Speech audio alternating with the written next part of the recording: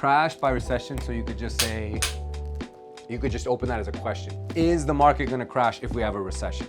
Yeah. Like, okay, that's gonna get people like, oh, that's it. There's 3 reels right there. That was super easy. All right, so I am chopping it up today with my good friend, Blakely, who is an agent and a very good one at Avenue 8. And the biggest thing you and I chat about is like that we hear from people that this is a housing bubble that we're in, or, you know, I'm really afraid that this is the complete wrong time to buy. How are you fielding that question on your end?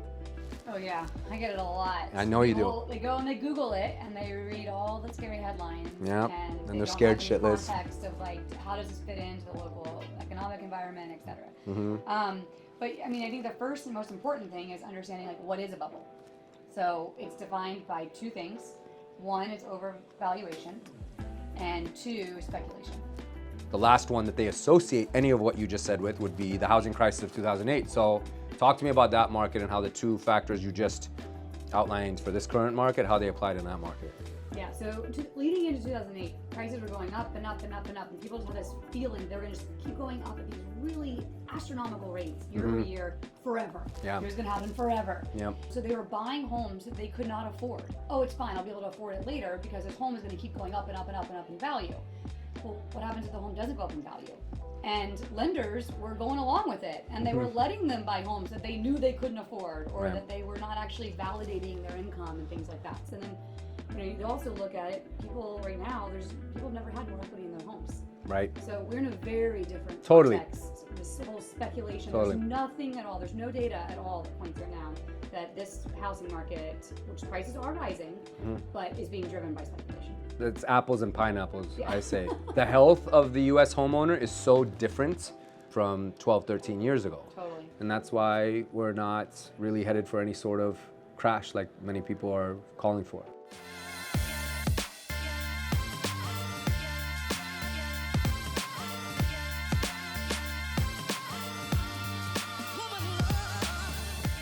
So I'd actually love to get your thoughts on this, but you know, I come from a family of real estate. Yes. And I would tour when I was 5 years old with my mom, and everyone only talked about one loan product, 30-year fixed. That was it. They were in their house forever. And now I'm really pushing people, you know, they go to their parents because they trust their parents. Yeah. They want to talk to their parents, hey, how do I buy a house? Right. And parents say, go with a 30-year fixed, go to 30-year fixed. But there's so many more options now. Right. And like, you've got to sometimes push people to get a little bit more creative. Because the reality is especially first-time home buyers in their first home, their starter home, it's 3 to 5 years on average they're in it. That's right. That's So right. How do you advise people? I don't even like offer the 30-year fix as an option when I talk to most clients, and a lot of them will push back and say, hey, can I get a quote for a 30-year fix? Like, sure, I can give you one. It's gonna be higher. A shorter term interest rate of 5, 7, or 10 years will have a much more attractive rate, especially now. Yeah. We'll see in this changing market that gap will get wider between fixed products and adjustables. But when you're in a product like that, you don't have to be afraid of thinking that this is a financially irresponsible thing to do, because what is irresponsible about paying cheaper interest?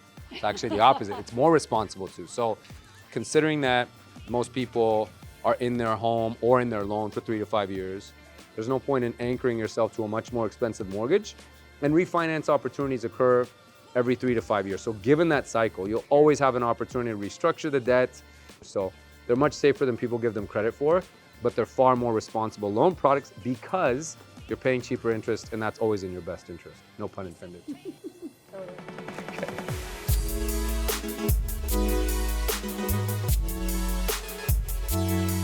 That's our main one. Okay. Hello. No, it's not. No. She's got a wedding shoot with somebody else who she's actually gonna marry. He is very he's already taken. Thank you, ma'am. Very nice of you, ma'am. Another big fear that people are voicing their concerns about is whether or not this recession is going to lead to prices crashing. My thought on it real quick, and then I definitely want to get your take. We're not going to see prices invert, because for prices to invert, for a crash to actually happen, what would need to take place is a huge amount of inventory would have to hit the market. And there's just not a lot of data or any metrics or forecasting models that would even support a theory anywhere near close to that. But you're on the front lines of inventory because you track it. I mean, you sell the homes. What do you see out there, and how is that in line with your way of thinking? I totally agree with you. And it's interesting because everyone's talking about interest rates and it's Yeah. all, mortgages are down, all that stuff. It's like, yes, the market is down, the stock market. I think that's the more important thing. That is people's down payment. That's people's, if they're cash buyers, their cash. But if they can figure out and work with someone like you, get in at 10% down, like now is actually, I think, a great time to buy. We are in a classic supply and demand problem. Yep. And, and this is going to go on for years. This is not just about a recession that might be looming. This is years. We have 165,000 homes across the entire U.S. are under construction right now. That's it. And we have millions of millennials and Gen Z coming into prime home buying years. Right. Like, that doesn't add up. No, that's really bad. There will be an inventory crisis for a very long time. Yeah, and to really put it simple in just a layman's math concept here, if you had 100 buyers all fighting over 20 homes, the uptick in rates maybe weeded out 40 of those buyers. There's still 60, so there's still an imbalance. We still have, with the amount of serious buyers that are out there and the millennials and all the household formations that you were talking about, there's still too many buyers and too few homes. And that home thing is just not suddenly going to get fixed, right? Like there's just not going to be a bunch of new homes that get completed, new construction, or a bunch of existing homes that just come on the market. Even their lumber sitting on a boat. Yeah, so we're not gonna see anything really disrupt the inventory crisis, sadly, for good, which means with that imbalance, you're gonna have prices continue to rise. Maybe not at the same rate or pace, which would be a good thing. We're not advocating for that, right? Like healthy appreciation is a good thing because that's a normal market. And that's what we're entering into now. Yep. So that was a fun conversation that we got to have today. I always love talking to Blakely about this stuff because I think of her as much more than just a run-of-the-mill real estate agent. She's not out there just spitting data about inventory and school districts and proximity to public transportation.